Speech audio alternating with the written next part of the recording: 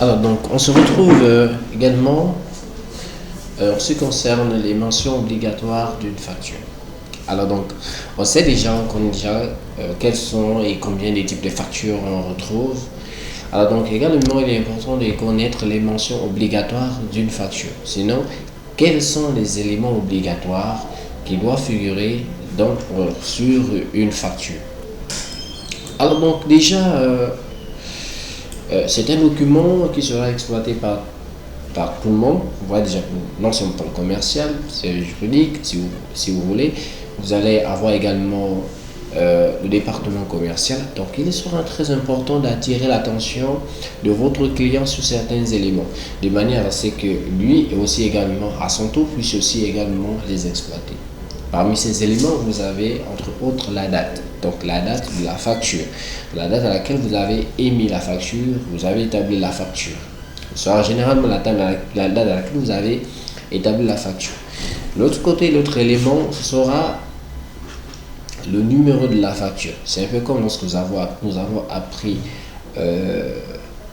la saisie, la rédaction d'un document administratif où nous avons parlé de la référence. Donc voilà, donc le numéro de facture ici sera un peu comme la référence. Donc il va permettre non seulement d'identifier le document de manière claire, mais aussi de le retrouver en cas d'archive, d'archivement également, d'archivage, etc. Alors donc déjà les factures seront établies de manière chronologique. À côté de cet élément, vous avez la date de la vente ou de la prestation. Vous voyez donc ici, alors donc ici c'est la date à laquelle il y a eu la transaction, à laquelle vous avez livré le bien ou le service ou la prestation de service. Ensuite, vous avez également l'identité du vendeur, donc ou encore du prestataire. Alors donc ici, il ne sera pas question de dire mon savou, etc. Ou bien voilà. Donc on n'identifie pas la personne physique, mais on identifie la personne morale.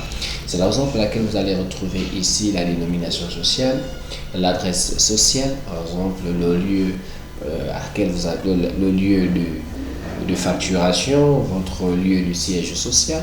Vous avez également le livre, c'est-à-dire les informations juridiques, et je crois que lorsque nous avons parlé de la lettre, voilà, nous avons vu quels sont les éléments qui nous permettent d'identifier juridiquement une entreprise. Et ces éléments également viennent intervenir encore une fois de plus ici au niveau. Donc vous avez entre autres, soit vous déclarez votre capital, vous donnez votre numéro par exemple RCCM, vous pouvez aussi également afficher votre numéro d'identifiant, votre identifiant fiscal.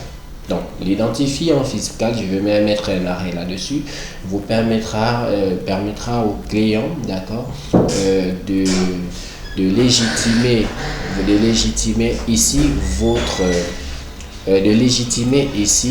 votre taxe, voilà, votre prélèvement, votre collecte, désolé voilà, des interférences, donc de légitimer ici votre collecte au niveau de la TVA. Alors donc autre chose également, vous avez l'identité de l'acheteur. C'est également, vous devez spécifier qui est votre client, son adresse, d'accord, ses adresses, sa dénomination sociale, son adresse selon le lieu de livraison.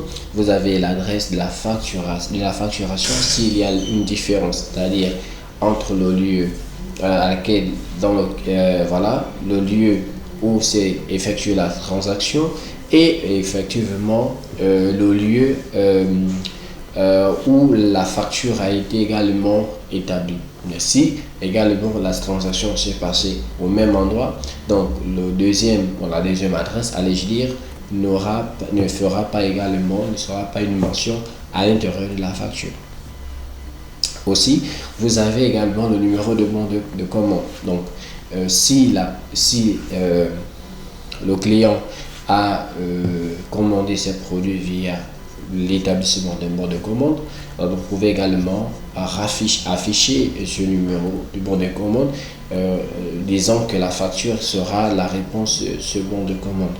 Vous avez le numéro également d'identification à la TVA si également il y a également. Donc, ce numéro doit également apparaître.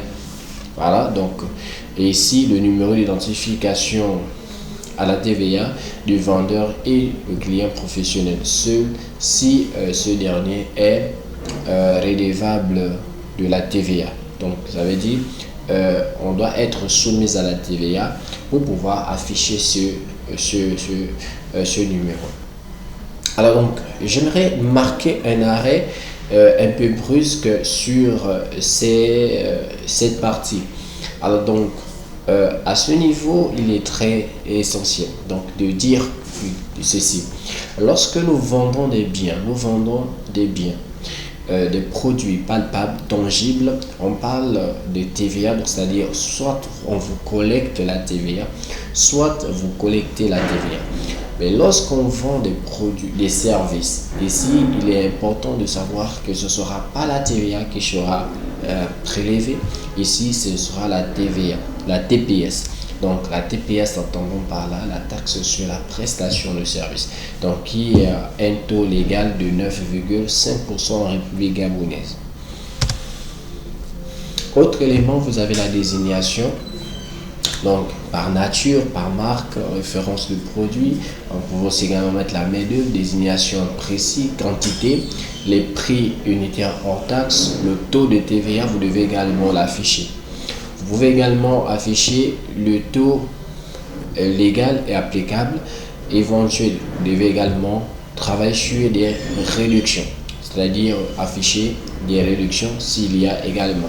Vous devez également afficher le total de toutes taxes, c'est-à-dire tous les montants hors taxes, donc la somme, la valeur de bien. Donc également, non seulement cette somme, toute taxe, et vous pouvez aussi également hors taxe, mais aussi toute taxe comprise, donc TTC. Alors donc, vous devez aussi également afficher l'adresse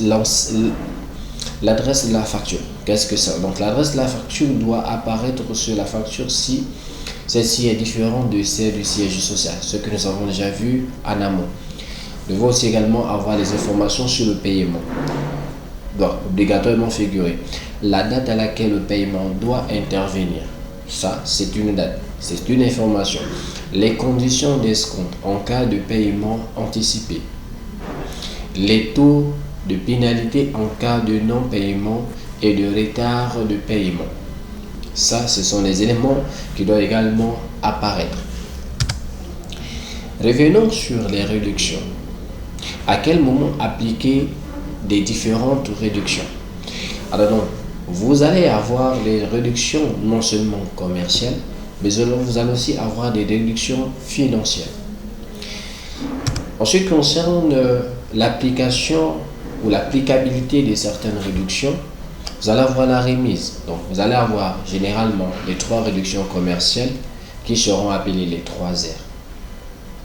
Alors donc ici, la remise sera appliquée lorsque le client achète une quantité importante des marchandises ou des produits. Ou également, vous allez l'appliquer sur une marchandise qui vous a rapporté, d'accord, assez de chiffre d'affaires, sinon ayant un chiffre d'affaires plus élevé.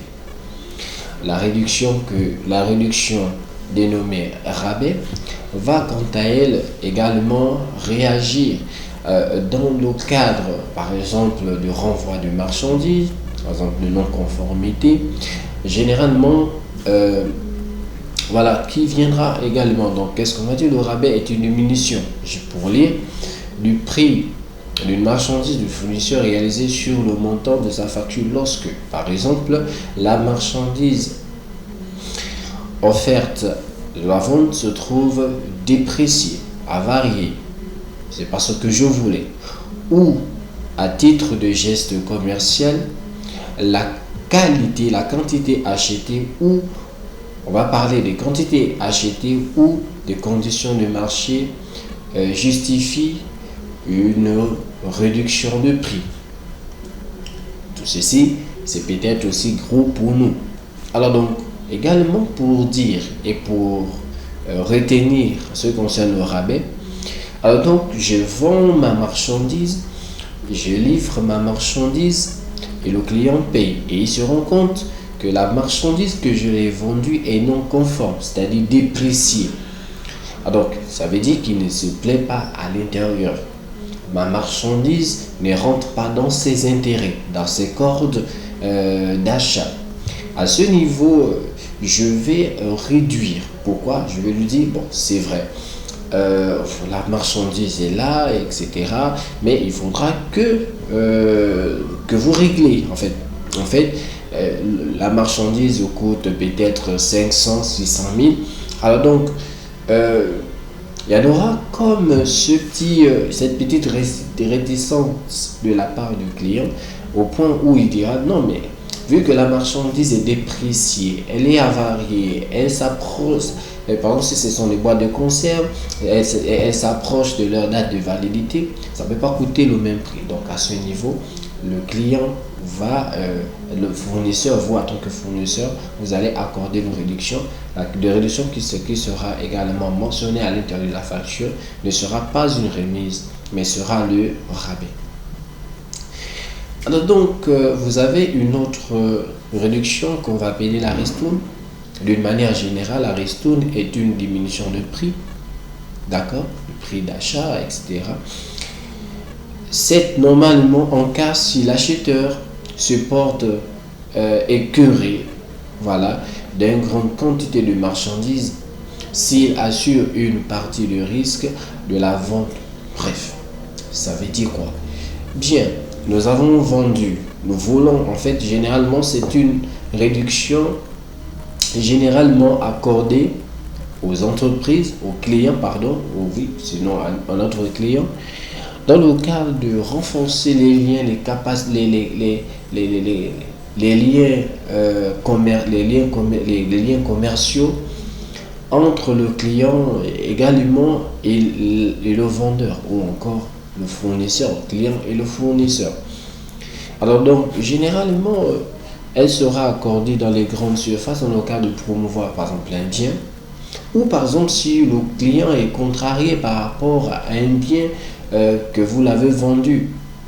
Donc dans le but de le retenir, vous allez accorder une ristourne. Et généralement, cette réduction s'accorde exceptionnellement peut-être à une période donnée de l'année.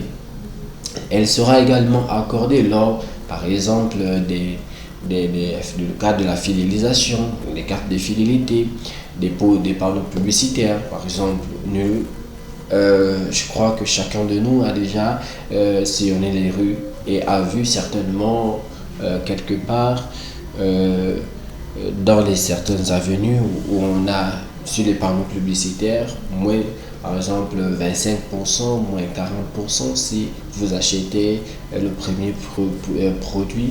Également, elle va également s'inscrire beaucoup plus dans le cadre de renforcement des liens, dans le cadre de renforcement des liens entre l'entreprise, le fournisseur et le client. Donc, ce sera généralement une réduction relationnelle. À côté de celle-ci, vous avez un autre type de réduction qu'on va appeler une réduction financière, à laquelle vous avez l'escompte de règlement. Donc, l'escompte de règlement sera également ici appliqué pour des clients qui peinent à régler leurs dettes. Donc, le montant de leur dette étant plus élevé. Alors donc ici, vous, en tant qu'entrepreneur, en tant qu'entreprise, d'accord, en tant que fournisseur, vous décidez d'accorder une réduction sur déjà les créances, la dette que le client, sur la dette, sur le montant de la dette. Parce que, voilà, par exemple, je vais parler un peu plus simple. Vous faites une formation avec Gabon et vous vous rendez compte que vous ne pouvez plus payer 50 000 pour ceux qui restent, par exemple 50 000. Alors donc, à ce niveau, on regarde 1, 2, 3, 4 mois, la personne ne vient pas solder. On dit c'est parce que tu dois 40 000 ou 50 000 que tu ne peux pas solder. Donc, on va décider de réduire. Donc, on va l'aider par exemple 5 000. Donc, à laquelle on va soustraire des 50 000. Donc, au lieu de payer 50 000, vous allez payer 50 moins. Donc, vous allez payer désormais 45 000. Donc ce sera voilà la situation qui va nous permettre de